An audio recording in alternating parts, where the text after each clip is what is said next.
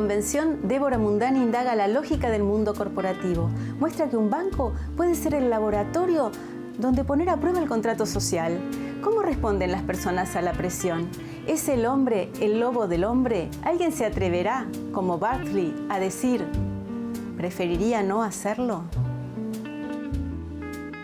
La convención, ¿de qué se trata? Es un poco...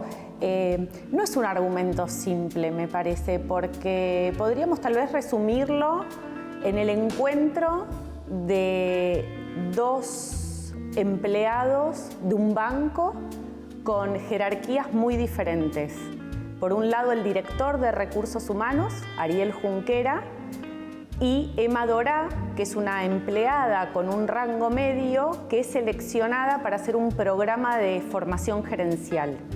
Entonces, es ese programa el que los va a vincular. Y el universo de este banco, que es donde transcurre esta historia, que incluso el narrador se ocupa varias veces de decir el banco donde transcurre esta historia, es un universo de jerarquías, piramidal, ¿no? Donde por un lado tenemos a una presidenta, mujer, no por eso vinculada directamente con las preocupaciones y los derechos de las mujeres, no es el caso de este personaje, y dos directores de área que son los que en su disputa por ser seleccionados como gerentes generales o directores generales, mejor dicho, van a entrar en rivalidad. Que la rivalidad la van a llevar, va a estar internalizada en los empleados que reportan a estos dos directores generales. Me interesaba retratar estas estructuras donde, la meritocracia es el motor que los mueve y sobre todo la fantasía que hay una meta a dónde llegar. Los directivos de este banco se mueven solos, siempre en silencio, pensativos, lejos de los problemas, como tener que esperar el ascensor más de 10 minutos en la planta baja y en la mayoría de los casos advertir, al abrirse sus puertas, que ya viene con su capacidad máxima de carga. Para Amelia Ardich y los dos directores de área, el tiempo parece no detenerse en los detalles. Para los empleados sí. En fila, reflejados en la puerta de metal del ascensor, esperan su regreso. Cuando la suerte los acompaña, si hay algún lugar vacío, evitarán trepar escaleras arriba hasta la oficina que corresponda y empezar la mañana transpirados. Cuando no, el lamento será reiterado una y otra vez hasta conformar una sola voz que recorre el edificio. Sin embargo, desde que Ariel Junquera, director de Recursos Humanos, desapareció mientras corría una maratón de alta montaña, nadie se atreve a repetirlo.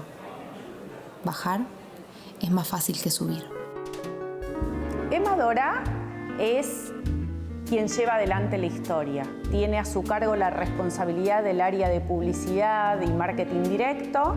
Le cuesta ser jefa, lo es, pero un poco a su pesar. Pareciera que siempre está muy preocupada por el trabajo, o mejor dicho, es su gran manera de escapar de lo que son las roscas dentro de esta empresa, ¿no? Donde a la rosca podríamos decir, me refiero a las trenzas que se van armando para ver quién puede quedar en el lugar de tal o de cual, o quién está con cual o con tal, o quién se acuesta con tal o con cual. Y Ariel Junquera es este director de Recursos Humanos, y este hombre es un hombre que en realidad arrastra un secreto que prácticamente él convivió con ese secreto toda la vida, que tiene que ver con su propia identidad, algo muy primitivo, ¿no? Algo de sus orígenes, y que toda la vida creyó que iba a poder dejar atrás ese secreto, ¿no? Esa decisión que nunca se animó a tomar. Además, este hombre es muy competitivo, y no solamente con otros, sino que ha encarnado esta idea que hay que exigirse hasta el máximo. Y en este ímpetu por exigirse hasta el máximo, él también emprende otro desafío en su vida, que es el de correr maratones, que en principio son maratones urbanas, y la novela arranca con esta maratón de alta montaña que él decide correr, y en esa carrera va a tener un accidente. Me interesaba mucho retratar el mundo corporativo pensando en el presente. Pero porque me interesa ver que en estos micromundos, digo micromundos porque en escala no son tan grandes, pero sí se reproducen en todo, por lo menos podríamos decir en el mundo occidental y en los grandes mercados orientales también, que es esta lógica de estas grandes empresas que de alguna manera las podríamos pensar como grandes laboratorios. Puede ser que yo tenga una idea un tanto conspirativa o paranoica, pero realmente creo que acá se juega algo que es del orden de poner a prueba a los sujetos sociales, que en el caso de las empresas funcionan como empleados. El tema es que nosotros, una vez que salimos del trabajo, dejamos de ser empleados, somos ciudadanos, es decir, somos sujetos de la historia, que podemos tener como distintas identidades en los espacios que estemos ocupando, pero vamos de un lado a otro. Y estos grandes laboratorios creo que de alguna manera lo que están haciendo es poner a prueba posibles contratos sociales. ¿Qué significa esto? ¿Hasta dónde da este empleado? ¿Hasta dónde el empleado, que también es ciudadano, resiste? Creo que la convención tiene muchos puntos de contacto con la realidad que vive la Argentina y también otros países latinoamericanos, que es esta relación entre el mundo de los negocios y el mundo de la política. Y cómo nosotros podemos ver hoy concretamente un desplazamiento muy fuerte y evidente entre aquellos que ocupaban puestos gerenciales, puestos directivos en las empresas líderes de distintas industrias y los funcionarios públicos. Y yo creo que esto trae grandes riesgos a la hora de poner en juego un modelo político o una forma de hacer política. Porque la lógica de las empresas, que es la que se pone, digamos, la que arrastra esta historia en la novela, es una lógica que busca la eficiencia, la eficacia, donde es prácticamente imposible tener en cuenta, imposible desde el punto de vista de las voluntades, no porque no se pueda hacer, donde no existe la idea de mayoría. Cada empleado es un individuo, excepto un actor particular que es la gremial y que en la novela también está retratada, ¿no? Aparece ahí como contrapunto cada tanto, como una otra voz. Claro. Realmente creo que es un mito, es un mito burgués pensar que la lógica de la eficiencia puede ser viable para pensar un proyecto donde tenés 43 millones de personas. A la hora de pensar a los personajes, quise construir una paleta de colores, ¿no? Es muy difícil que en este mundo corporativo en el que se cuenta en esta novela haya personajes que no jueguen el juego. Quiero decir, sobre todo cuando los personajes han llegado a un estado de la carrera ascendente donde no jugar el juego es tomar la decisión de irse. Pero existen, creo yo, y eso era lo que me interesaba retratar, creo que existen formas laterales o por lo menos me interesaba la búsqueda, porque me parece que eso es lo importante, de formas laterales de jugar ese juego. Pensaría distintos tipos de deseos, porque por un lado está el deseo como esa fuerza pulsional que nos impulsa hacia algo, que a Emma originariamente fue la elección de su carrera. Ella estudió filosofía en la Facultad de Filosofía y Letras, en Puan, y un poco para bancarse los estudios ingresa al mundo del trabajo, ingresa a un banco, sin saber que finalmente ella terminaría haciendo una carrera profesional al punto de ser elegida para gerenta.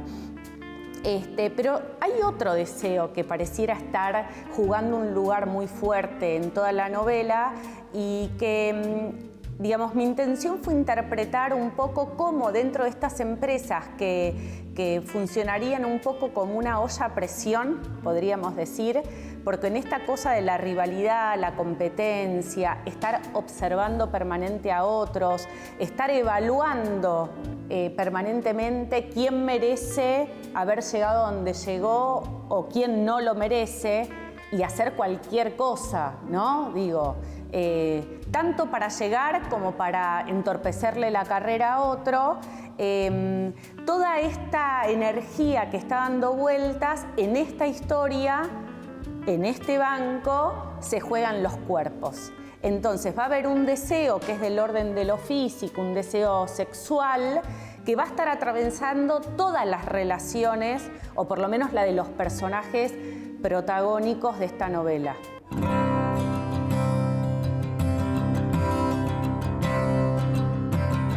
Elegí 2 libros para los vecinos teniendo en cuenta el epígrafe o los epígrafes que elegí para la convención. Cuando escribo a mí me gusta casi que antes de ponerme a escribir la historia tengo que tener el epígrafe y la música que a mí me acompaña mentalmente, ¿no? No escribo con música, pero hay como un tono que me va acompañando y hay estas ideas centrales. Son Intemperie de Eduardo Lalo, porque es un libro que trabaja esta idea de poder pensar o poder sentir la búsqueda sobre estar adentro o estar afuera. La intemperie como este riesgo que se corre de estar afuera, que es el gran drama de Emma Dorá. Y la otra novela que elegí es El oficinista de Guillermo Sacomano, porque es la historia de un empleado, de un oficinista, como muy bien el libro lo indica, que es un tipo que tiene como única preocupación sobrevivir. Es decir, soportar lo que haya que soportar con tal de poder sobrevivir en su rol de oficinista, hasta que se enamora. Y en el momento que este hombre se enamora, se da cuenta que es capaz de hacer cualquier cosa por ella, por supuesto, pero también está dispuesto a ser otro.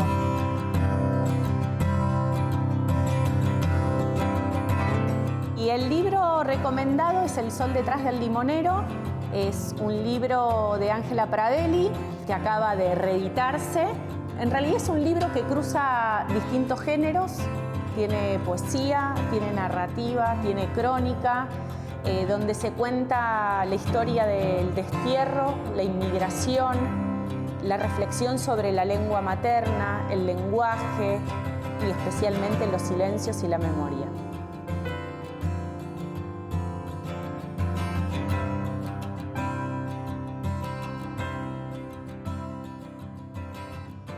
B es la novela de Mariana Docampo en la que se interroga acerca de la identidad. Su protagonista, B, se abre a muchas percepciones, su yo se multiplica, se hace anfibio, es uno y es muchos. Bueno, B es un personaje que en el primer capítulo está en Lucerna, en Suiza, y sufre como un dolor de espalda que le hace llevar su espalda al suelo y quedarse ahí, no se puede mover. Y en ese principio de dolor adquiere su conciencia expandida y en ese sentido es consciente de sus vidas simultáneas. Y después, bueno, la novela va como desplazándose hacia las otras posibles vidas o digamos, a las otras vidas de B. Por un lado está planteado eso como línea argumental y también está un poco jugado en la forma, en la estructura, porque hay como un desplazamiento. Entre los interrogantes que se fueron presentando en su recorrido, el más frecuente fue si estos movimientos eran pasajes o eran, por el contrario, transfiguraciones del yo. Educada en la idea de destino individual, como lo había estado a lo largo de muchas de sus vidas, la experiencia de identidad múltiple atentó contra su estructura psíquica y en un primer momento sintió desesperación. La memoria se había diluido y había dado lugar a la amplificación del presente y apertura de las posibilidades de tráfico, que incluían también puentes hacia el pasado. Pero era difícil imaginar cómo llevar adelante este nuevo modo de existencia. Bea atravesó un periodo de confusión, que tuvo consecuencias sociales dramáticas. En algunos casos fue encerrada en un neuropsiquiátrico. En otros fue considerada chamana, divinidad, niño índigo o santa. Fue presa en la cárcel o recluida en oscuros cuartos familiares. En otros casos se la vio como hombre, tendido en la calle, pidiendo limosna o borracho. La información le había llegado sin aviso y no tuvo guía ni tutor que la ayudara a enfrentar el acontecimiento. De todas estas unidades, solo hubo algunas, las más fuertes, que pudieron adaptarse. Las débiles quedaron convertidas en piezas residuales. Lo que a Bea le sucede es que ella, de alguna manera, es consciente de algo que viene sucediendo. El tema es que para poder contarlo, toma la forma también un poco de metamorfosis. O sea, podrían ser vidas simultáneas o metamorfosis, o sea, porque es muy difícil contar esa multiplicidad en un personaje. Entonces, también hay algo en la novela que está como un poco, que yo creo que no se podría cerrar completamente, ¿no? O sea, que podría pensarse como la pérdida de lo individual, eso sí. O sea, hay algo muy difícil de explicar en realidad, porque estamos muy aferrados a la idea del yo. En ese sentido, es una novela que también implica una experiencia de lectura y de escritura, porque, bueno, yo no podría decir que es una novela clásica en donde yo esté planteando un personaje que transita sus vidas paralelas, sino que la idea de la propuesta del texto es un poco vivenciar esa simultaneidad, multiplicación, metamorfosis, ¿no? O sea, como que hay algo de eso que se va viviendo también a medida que vas avanzando en la lectura. Por ahí lo podría conectar con La doble vida de Verónica de Kieslowski, una cita culta, ¿no? De cine culto y de culto. En realidad es un punto de partida medio emocional porque el personaje inicial se llama Verónica, o sea, es la B de Verónica, después se quita justamente ese nombre porque es lo que nombra a todas esas posibilidades que ya dejan de ser ese personaje inicial. Y un poco está esa cita oculta y tiene que ver con la persona a quien le dediqué el libro, que es Alcir, una amiga muy querida, que me habló mucho de esa película y me hizo que me gustara. Y en esa película justamente lo que se plantea es un personaje que tiene una vida simultánea, paralela, tiene una especie de doble o avatar, ¿no? Y que, bueno, va sintiendo a lo largo de su vida algunas cosas que digamos, como intuiciones o sensaciones que la otra va viviendo. Y a mí también me interesaba el manejo que tiene el director de plantear esto, porque es un tema que podría ser un tema de la literatura del cine fantástico, pero está tomado de manera realista.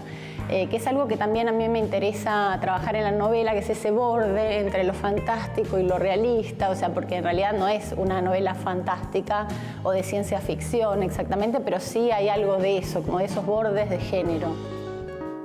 Orlando, Virginia Woolf, porque es ese personaje que va cambiando a lo largo del tiempo, ¿no? Pero lo que pasa es que en Virginia Woolf lo que hay es una idea lineal del tiempo y en este caso, el concepto de tiempo se pierde porque, bueno, justamente lo que hay es una simultaneidad. Me parece que es una experiencia por ahí más contemporánea del tiempo. Y en relación al tiempo, en la novela justamente fue todo un desafío porque estamos acostumbrados obviamente a la estructura lineal y la linealidad narrativa implica un devenir, un futuro, un pasado, el modo de escribir siempre es lineal.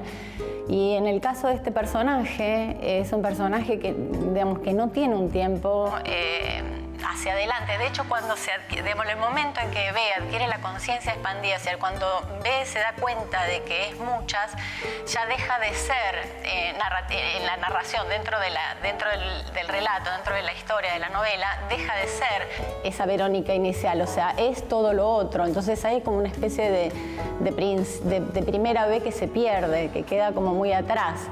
Sí, fue difícil, por eso en algunos momentos me digo como que, digamos, podría ser una metamorfosis, porque, digamos, ¿cómo poder narrar eso, ¿no? O sea, ¿cómo poder narrar la pérdida del tiempo lineal y también del yo, de lo uno? Entonces, me parece que yo en principio recurría a los elementos que uno podríamos tener, que es la metamorfosis, las transfiguraciones, las transformaciones de lo uno, pero la idea era justamente plantear otra cosa. Por eso, para mí es una novela que está jugada realmente desde la forma, desde la estructura desplazada, desde esos desplazamientos.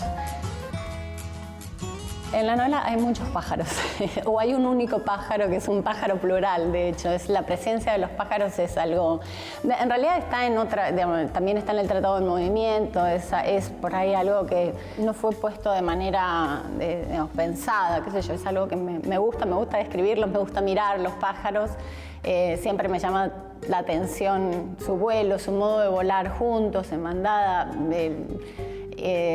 No sé, o sea, la verdad es que es mi gusto por describirlos, y en alguna de esas transfiguraciones es un grupo de pájaros. A mí también me gustaba eso, de que de ese personaje no fuera solamente una distinta, sino que por momentos pudiera ser muchos seres juntos, o sea, como formas de existencia y bueno, y una bandada, es decir, pájaros que se comportan en grupo, de alguna manera comparten algo,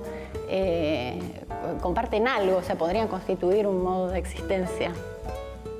Y que vuelan en B, ¿no? O sea, además eso es algo, yo, digamos, es algo que vi, pero no sé si en el momento de la escritura, digamos, lo puse de manera consciente. De hecho, no lo descubrí después, que los pájaros vuelan en B.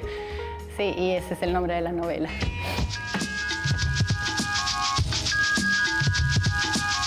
Elegí para que acompañen mi libro en la biblioteca los cuentos y los poemas de Silvina Ocampo, pero bueno, traje, como no lo tengo como en un solo tomo, sino diversificado, traje el de las invitadas, que es uno de mis preferidos, porque Silvina Ocampo me parece como la gran escritora argentina, al menos la que yo, o sea, como la maestra. Para mí, porque tiene una cantidad de vocabulario que es una especie de tesoro para mí, y porque también es una escritora muy experimental, que por ahí ha sido leída de manera muy realista, pero para mí trabaja siempre justamente estructuras desplazadas, digamos, es una escritora muy queer, no en el sentido necesariamente biográfico, sino en el sentido formal, y me parece que es una libertad formal que a mí siempre me sirvió también como para aventurarme a experiencias.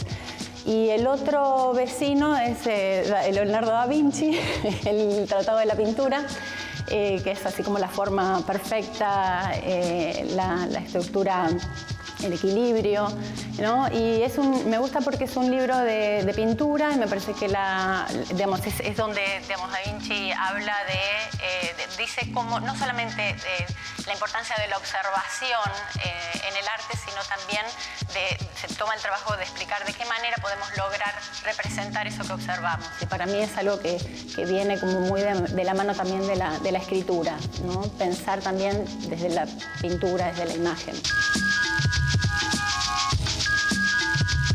Elijo para recomendarles El petiso orejudo de María Moreno. Hay hubo una reedición ahora hace poquito que me alegró mucho porque yo no lo había leído. Y es un libro que me encanta. María Moreno me parece una escritora fundamental argentina. Y me gusta mucho porque es un libro, digamos, que trabaja en la construcción del personaje del petiso orejudo, incluso es periodístico, pero a la vez tiene como una riqueza también literaria muy, muy grande. y ella trabaja, digamos, cómo de alguna manera los discursos van componiendo ese personaje, o sea, es casi como un producto de los discursos de la prensa, de los discursos legales, y bueno, y además porque tiene una prosa muy rica, muy tanguera, muy de barrio bajo, muy, digamos, de toda el Buenos Aires céntrico que me parece muy rico.